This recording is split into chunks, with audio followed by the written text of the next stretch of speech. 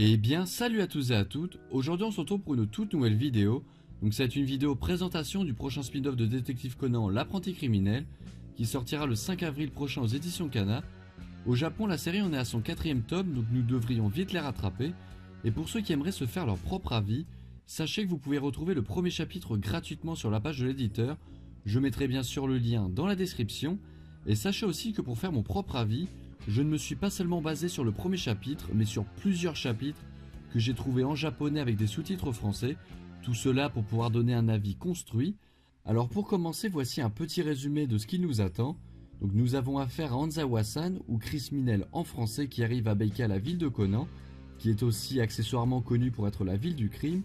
L'objectif de Chris Minel va être de tuer un homme, mais avant cela il faut bien qu'il s'intègre à la vie urbaine.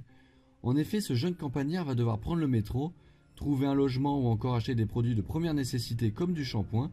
Ce manga, c'est un peu comme un guide ou un mode d'emploi qui pourrait servir à n'importe qui ayant peur d'être perdu au Japon, donc c'est plutôt cool. Maintenant, on va passer tout de suite aux points qui selon moi sont positifs. Déjà, la première chose, c'est que cela sort en France, donc chose rare mais très appréciable. Je pense que je vais radoter un peu par rapport à la vidéo achat du mois qui va sortir prochainement, mais si nous avions dû choisir entre ce spin-off et Zero Naughty Time, je pense personnellement que j'aurais choisi celui-ci, car il y a vraiment de la matière à l'intérieur, il y a vraiment une histoire, et c'est quelque chose qui manque un peu dans le spin-off Zero Naughty Time, qui comporte beaucoup de chapitres vides avec rien de très intéressant à l'intérieur. Donc c'est pour cela que Zero Naughty Time, je le prends un peu comme une pause lecture, sans prise de tête, où tout est assez calme. Ensuite, le second point positif à l'apprenti criminel, c'est que l'on voit bien qu'il provient de Détective Conan, car il y a énormément de références. Déjà, dès le premier chapitre, nous avons Ran, Sonoko et Conan.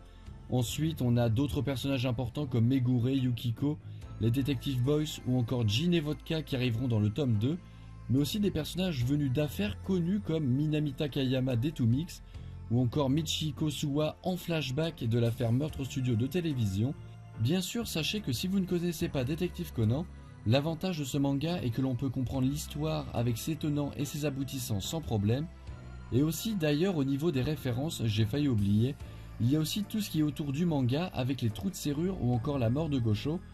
Comme vous le savez, dans chaque tome de Détective Conan, Gosho dessine une façon par laquelle il pourrait mourir, et dans le tome 1, on voit un couteau transpercer sa tête. Et bien en référence à cela, dans le tome 1 d'Apprenti criminel, nous avons un dessin de l'ombre criminelle avec un couteau, donc je sais que ce ne sont que des détails mais qui vont faire plaisir à pas mal de monde. Et pour finir, jamais 203, le dernier point positif est que c'est un manga très porté sur l'humour et la caricature, avec pour meilleur exemple les cheveux de Ran, ou plutôt la corne de Ran. Les dessins sont très simples, bon je dis simple mais je ne saurais même pas reproduire une seule page, mais par rapport au coup de crayon de Gosho Oyama, on voit bien que l'auteur n'essaie pas de reproduire Détective Conan. Si je devais résumer ce spin-off, je pense qu'il complète bien Détective Conan, avec une touche de folie qui manque à l'œuvre originale, qui est et qui doit rester sérieux, sinon ce ne serait plus Détective Conan. Maintenant passons aux points négatifs, donc ça a été assez dur, mais je pense que pour certains, les points qui sont pour moi positifs peuvent être négatifs, donc n'hésitez pas à me donner votre avis dans les commentaires. Pour moi, le seul bémol à ce manga, c'est son rythme de publication. En effet, au Japon, il ne sort qu'un seul chapitre tous les mois, en fin de mois vers le 25 environ, et comme il faut 6 chapitres pour faire un tome, il n'en sort que 2 par an. Heureusement, les chapitres sont assez longs avec environ 25 pages à chaque fois, donc cela rattrape un petit peu le coup.